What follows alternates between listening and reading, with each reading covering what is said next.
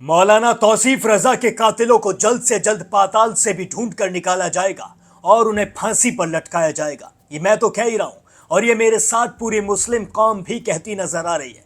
उत्तर प्रदेश से लेकर बिहार तक सभी की जबान पर सिर्फ एक ही अल्फाज है और वो है वी वांट जस्टिस फॉर मौलाना तौसीफ रजा। जी हाँ दोस्तों, आपको पता है कि मौलाना तौसीफ रजा के साथ कुछ शराबियों ने किस तरीके की हरकत की ट्रेन के अंदर और उसके बाद उन्हें ट्रेन से फेंक दिया गया, जिसके बाद उनकी मौत हो गई। लेकिन जो गवर्नमेंट रेलवे पुलिस है, जो रेलवे के अंदर पुलिस तैनात थी, शुरुआत में उसने कहा था कि मौलाना तौसीफ रजा ट्रेन के दरवाजे पर बैठकर सफर कर रहे थे, जिसके बाद उनकी आंख लग गई और वो ट्रेन से नीचे गिर गए। हालांकि कुछ लोगों ने इस बात को सच भी मान लिया था।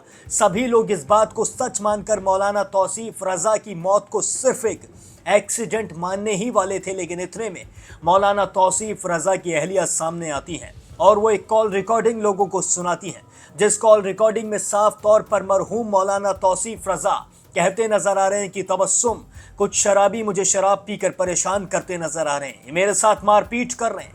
जिस पर तबस्सुम कहती है कि मौलाना आप कैसे भी करके अपने आसपास वाले लोगों से मदद लो। लेकिन मौलाना तौसीफ रजा कहते हैं कि यहाँ पर कोई भी मेरी मदद करने के लिए तैयार नहीं है। ज़रा सोच के देखिए आप दोस्तों, उस वक्त उन मौलाना पर क्या बीती होगी, उस वक्त किस तरीके का मंजर उन्हें देखने के लिए मिला होगा, उस वक्त किस तरीके से उन पर जुल्म किया जा रहा होगा और वो अकेले जुल्म को सह रहे थे। आखिरकार मौलाना तौसीफ रजा को तो इन लोगों ने शहीद कर दिया, लेकिन अब मौलाना तौसीफ रजा के लिए आवाज़ें उठने लगी हैं और ये आवाज़ें अर्श से लेके फर्श तक भी पहुंचने लगी हैं। AIMIM चीफ असदुद्दीन ओवैसी, तेजस्वी यादव से लेकर बड़े बड़े नेता सभी मौलाना तौसीफ रजा के लिए अब आवाज़ उठाने लगे हैं। अब सभी का बस यही कहना है कि जल्द से जल्द उन कातिलों को ढूंढ कर निकाला जाए, चाहे वो पाताल में भी जाकर क्यों ना छिप गए हों, उन्हें जल्द से जल्द पाताल से भी निकाल कर लाया जाए और उन्हें फांसी के फंदे पर लटकाया जाए। मौलाना तौसीफ रजा के लिए अब AIMIM के बड़े बड़े नेताओं ने आवाज़ उठानी शुरू कर दी है। उन्होंने कहना शुरू कर दिया है कि गवर्नमेंट रेलवे पुलिस ने आखिर शुरुआत में क्यों झूठ बोला था, उन्होंने मौलाना की हत्या को सिर्फ एक एक्सीडेंट क्यों बताया था, वो मौलाना की हत्या को क्यों दबाना चाहते थे। अगर किसी मुसलमान के ऊपर जुल्म हुआ है तो फिर उस जुल्म को छिपाया क्यों जा रहा था। आप सुनिए कि AIMIM के नेता का क्या कहना है। दोस्तों, बुजुर्गों, अजीजों, मैं खासकर बिहार के मुख्यमंत्री माननीय सम्राट चौधरी जी और देश के रेल मंत्री अश्वनी साहब से मुद्दबाना गुजारिश करने के लिए हम लोग इल्तजा कर रहे हैं कि तौसीफ रजा मिसबाही साहब के साथ जो दर्दनाक वाकया हुआ वो तो शहीद हो गए, लेकिन आपसे मुद्दबाना गुजारिश है कि रेलवे मिनिस्ट्री की ये जवाबदेही है, रेल मंत्रालय का ये जवाबदेही है कि कोई भी आदमी यात्री उनके ट्रेन पर सफर करता है उसको घर तक, जहां तक स्टेशन है वहां तक खैर खूबी से पहुंचाया जाए। RPF की चूक हुई, GRP की चूक हुई, पुलिस प्रशासन की चूक हुई, क्योंकि पुलिस ने बार बार बयान बदला, गेट पर बैठने की बात की वो भी झूठ निकला। और उसके बाद जब उनकी अहलिया का ऑडियो हुआ और बैरिस्टर असदुद्दीन ओवैसी साहब ने रेल मंत्री को पत्र लिखा और ADG और होम सेक्रेटरी उत्तर प्रदेश को लिखा, उसके बाद अख्तरुल ईमान साहब ने मुद्दा उठाया, तौसीफ साहब उसके घर गए और मुख्तलिफ पार्टी के फिर उसके बाद लोग जब सरकार से मुतालबा किए तब वहां के बरेली के जो पदाधिकारी हैं, जो पुलिस प्रशासन जगा है। हम रेल मंत्री से यही गुजारिश कर रहे हैं कि उस एक आलिम दीन है, उसकी कोई गलती नहीं है, वो आपका जेन्युइन टिकट देकर वो ट्रेन पर सफर कर रहा था, उसके क्या गुनाह था, क्या गलती था कि आपके रेल में सफर किया। सम्राट चौधरी जी, आपने पांडव कुमार को जो बिहारी थे उनकी हत्या किया गया, तो उसमें आपने मदद की। मुख्यमंत्री आप है, मुख्यमंत्री सब समुदाय, सब जाति, सभी लोग का होता है। वो सीमांचल का एक उभरता हुआ सितारा, एक आलिम दीन था जो धार्मिक शिक्षा, इमामती करता था। आज उसकी विधवा के साथ कोई नहीं है। उम्मीद है कि बिहार सरकार इस इल्तजा को, हमारी इस रिक्वेस्ट को, इस अनुरोध को समझे, बिहार सरकार उसकी बेवा को नौकरी दे, बिहार सरकार फाइनेंशियल कंपनसेशन दे। और रेल मंत्री जी, रेलवे इतना बड़ा विभाग है, ठाकुरगंज में ही रेलवे का बहुत बड़ा काम हो रहा है, वहीं पर कहीं पर आप नौकरी दे दे, क्योंकि आपसे अनुरोध, एक फरियादी बनकर आपसे अनुरोध कर रहे हैं कि तौसीफ रजा मिसबाही साहब के परिवार को आप नौकरी दें और फाइनेंशियल कंपनसेशन दें और दोषियों पर कार्रवाई हो और स्पीडी ट्रायल हो, क्योंकि ये बहुत ही गलत है। कहीं दाढ़ी देखकर, टोपी देखकर, बुरखा देखकर आप कितनी ज्यादती हो रही है। विदेशों में प्रधानमंत्री जाते हैं, सबका साथ सबका विश्वास की बात करते हैं, अरब के शेखों से गले मिलते हैं, और यहाँ पर भारत का मुसलमान एक आलिम दीन जो सफर कर रहा था, बरेली से जा रहा था अपने गंतव्य की तरफ, उसके साथ इतनी बड़ी घटना होती है। और नीतीश जी के मंत्री जमा खान साहब आप किशनगंज के प्रभारी मंत्री रहे हैं, अरे कम से कम कुछ तो लाज लज्जा रखिए। किशनगंज ने इतनी इज्जत आपको दी है जमा खान साहब, कम से इतना तो एहसास कीजिए। आपको तो जाना चाहिए था उसके घर पर। जदयू सरकार में नीतीश जी का क्या यही चाल चलित है? नीतीश जी की बैसाखी पर सम्राट चौधरी मुख्यमंत्री बने हैं, मोदी जी नीतीश जी के बैसाखी पे क्या नीतीश जी का वो खानका में टोपी लगा के गाना सिर्फ ढकोसला है क्या?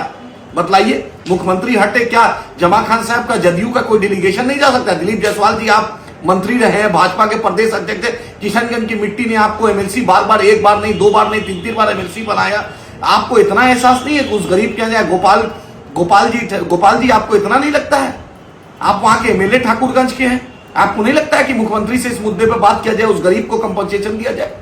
उम्मीद है कि माननीय मुख्यमंत्री बिहार सम्राट चौधरी जी और देश के रेल मंत्री, आप इतने बड़े ब्यूरोक्रेट रहे, रेल मंत्री हैं, कम से कुछ तो फरियादी का फरियाद सुनिए, कुछ तो इंसाफ कीजिए। रेलवे में कोई पैसे की कमी नहीं है, ना मुख्यमंत्री राहत कोष में कमी है, दोनों नौकरी दे सकता है। उम्मीद है कि इस वीडियो के माध्यम से सरकार को अनुरोध कर रहे हैं कि उस गरीब बेवा को, उसकी विधवा को नौकरी दे और फाइनेंशियल कंपनसेशन, उसको अच्छा फाइनेंशियल कैपेसिटी, ताकि अपना गुजर बसर कर सके। उसके माँ बाप है, वही सहारा था उसके घर के कमाने वाला, आज दुनिया से चला गया। बिहार सरकार भी चुप है, भारत सरकार भी चुप है। उम्मीद है कि दोषियों पर भी कार्रवाई होगी और इस बेवा का, इस विधवा का रेल मंत्रालय और बिहार सरकार सिर पर हाथ रखेगा, नौकरी देगा, फाइनेंशियल कंपनसेशन देगा। दोस्तों सुना आपने किस तरीके से बताते नजर आ रहे हैं कि कैसे उन पर जुल्म हुआ था, किस तरीके से उन्हें मारा गया था। अब जल्द से जल्द उन कातिलों को ढूंढ कर निकाला जाए और उन्हें फांसी के फंदे पर जल्द से जल्द पहुंचाया जाए। सभी की बस इस वक्त यही मांग है। हर तरफ प्रोटेस्ट होते नजर आ रहे हैं, हर तरफ बस एक ही आवाज है कि उन्हें मौलाना के लिए न्याय चाहिए। जब तक मौलाना तौसीफ रजा को इंसाफ नहीं मिल जाता है, तब तक उनकी कौम, उनके पड़ोसी और उनके चाहने वाले शांत नहीं बैठेंगे। मौलाना तौसीफ रजा बहुत ज़्यादा अच्छे आदमी थे। वो काफ़ी ज़्यादा सालों से इमामत करते नज़र आ रहे थे। वो कभी भी किसी का बुरा नहीं चाहते थे। उनके पीछे सैकड़ों लोग नमाज पढ़ते थे और उनकी लंबी उम्र के लिए दुआएं भी करते थे। मौलाना तौसीफ रजा हमेशा से एक अच्छे इंसान थे, लेकिन इन्हीं अच्छे इंसान के साथ कुछ लोगों ने वो किया जो इन्होंने कभी अपने सपने में भी सोचा नहीं होगा। लेकिन अब इन कातिलों के साथ वो होगा जो इनकी 7 पीढ़ी भी याद रखेंगी, इनकी 7 पीढ़ियां भी सुनकर कांप उठेंगी। सीएम योगी आदित्यनाथ से मेरी यही अपील है कि जैसे वो दूसरे लोगों को जुर्म करने पर सजा देते हैं, ऐसे ही इन लोगों को जुर्म करने पर सजा होनी चाहिए। जिस तरीके से वो कहते हैं कि यूपी में कोई भी दबंग अपना सर नहीं उठा सकता है, यूपी में किसी भी तरीके का क्राइम नहीं है। अगर अब ये क्राइम हुआ है तो उन कातिलों को ऐसी सजा मिले कि आगे चलकर कोई भी ऐसा करने के बारे में अपने सपने में भी सोच ना सके। मौलाना तौसीफ रजा के लिए हम तब तक आवाज़ उठाते रहेंगे जब तक उन्हें इंसाफ नहीं मिल जाता है, जब तक उन कातिलों को फांसी के फंदे तक नहीं पहुंचाया जाता है, तब तक हम नहीं रुकेंगे और मौलाना के लिए जस्टिस की डिमांड करते रहेंगे। अगर आप भी चाहते हैं कि मौलाना तौसीफ रजा को जल्द से जल्द इंसाफ मिले तो आपको शांत नहीं बैठना है। वक्त के साथ हो सकता है कि ये मामला हल्का पड़ जाए, लेकिन आपको अपनी आवाज़ उठाते रहना है। आपको मौलाना तौसीफ रजा के लिए जस्टिस की डिमांड करते रहना है। आपको कमेंट सेक्शन में लिखना है वी वांट जस्टिस फॉर मौलाना तौसीफ रजा। तभी सरकार पर प्रेशर पड़ेगा, तभी सामने आएगा कि कौन है वो जिसने मौलाना तौसीफ रजा को इतनी बुरी तरीके से मारा, जिसकी वजह से उनकी जान चली गई। अब आप बस मौलाना तौसीफ रजा के लिए आवाज़ उठाते रहिए और इस वीडियो को इतना शेयर करिए ताकि ये वीडियो पूरे दुनिया के अंदर फैल जाए और मौलाना को जल्द से जल्द इंसाफ मिल सके। अगर चैनल पर नए हैं तो चैनल को सब्सक्राइब भी ज़रूर कर लीजिए ताकि आप तक सारे अपडेट्स वक्त रहते पहुंचते रहें।